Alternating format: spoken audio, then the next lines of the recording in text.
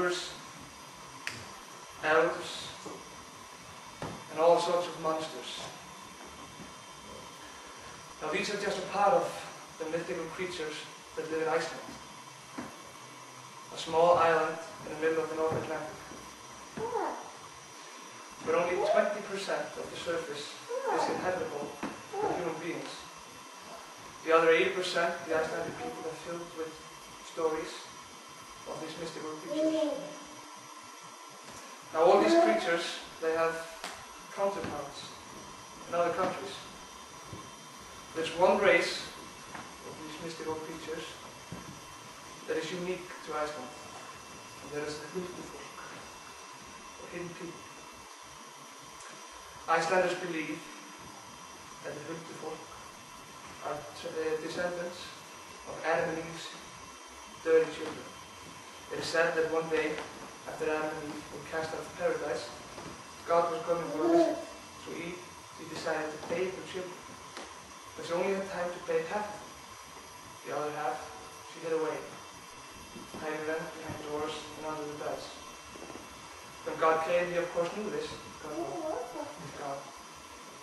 So he said that the children that were to be hidden from him should be forevermore hidden from the rest of the world. And that is how the Huldufolk came to be. For some reason they moved to Iceland, where they now live inside cliffs and hills. It's said that the Huldufolk are forever indebted to you if you do good things to them. But if you cross them, you break a promise, or do them harm, then you're in a world of hurt. You lose everything you've got. You break your legs, you could even die. Now we have a lot of stories about the Huldufolk in Iceland. What they all have in common is that they raise more questions than they answer. And most of these stories have been written down and published in books, but many of them have merely been passed down from generation to generation. Now, I remember a story that my grandfather told me. It took place in a big valley in the northern part of Iceland. In this valley, there was one farm. On this farm, there lived a farmer and his wife,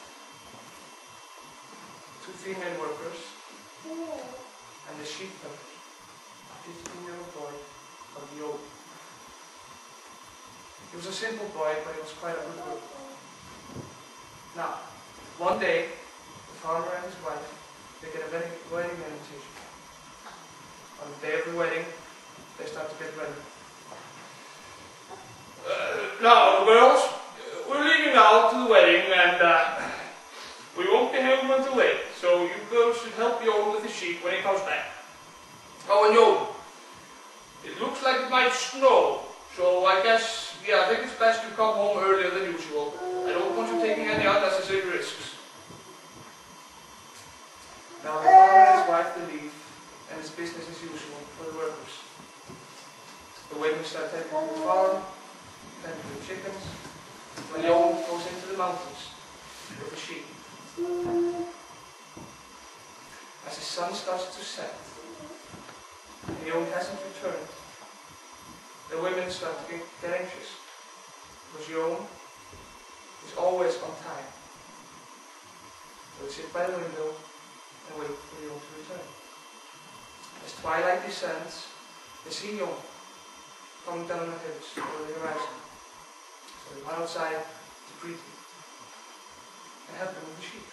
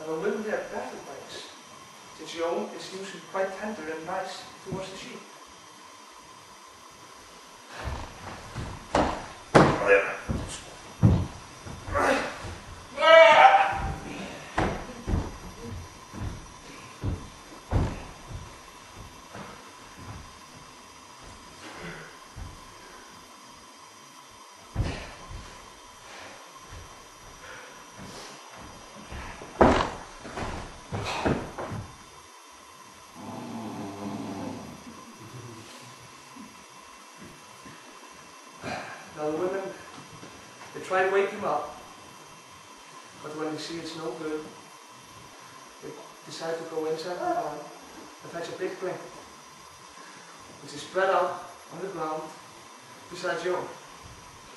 And they roll him on it. Whew. My voice quite heavy. Okay, let's bring him back inside. Right, do you smell that? You reek some alcohol. It's almost like it's been bathing in brandy.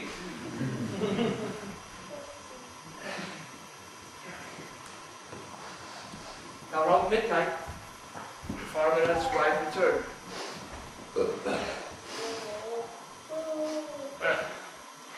This man says, there's been no less drinking here than at the wedding. Did you have any guests? But the women replied that they have had no visitors. Ah, that's strange. Now after that, the farmer goes into the bedroom to check on Jon. That's it. He's out stone cold. And he looks like he's been in a fight. He's got bumps and bruises all over himself. Now the people of the house now go to sleep. And the next morning, he still can't wake Jon up. So the farmer has to take the sheep to the mountains himself. Around noon, Jon wakes up. He's very weak. He can hardly keep his eyes open. So the farmer's wife, she sits by his side and asks him what has happened. At first he doesn't want to tell her. But then she manages to persuade him. Well, I went to the mountains as usual, and with the sheep, then went a little bit farther. So I had to run inside the valley to fetch them. Then on the other side of the ridge, I saw a light where there should be none.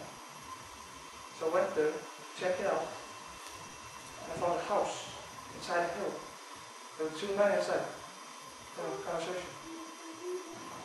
Now these men, they invited Jon in, where he stayed for a few hours, enjoying their hospitality, food and drink. After which time, he went back outside to gather the sheep and take them home. As he's doing this, he sees a man comes running towards him. He's in a furious anger. And he grabs Jon by the throat. Anskotast ikke kakken! For att drunkast med lampen I burtu! If I ever see you again with this lamp on my hand, I'll kill you! And then he throws Jon on a pile of rocks. And he runs towards him and starts beating him and kicking him. And there's nothing Jon can do. So he just claws and bites. But then, as he's almost losing consciousness, he sees two men coming running out of the house. They come, they pull the man off him. The man then flees. After that, Jon stands up and turns around to thank the sailors.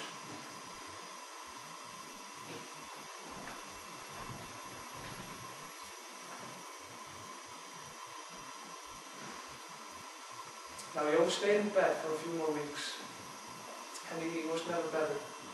He was always very ill. So the farmer had to send him away because he didn't do any jobs on the farm.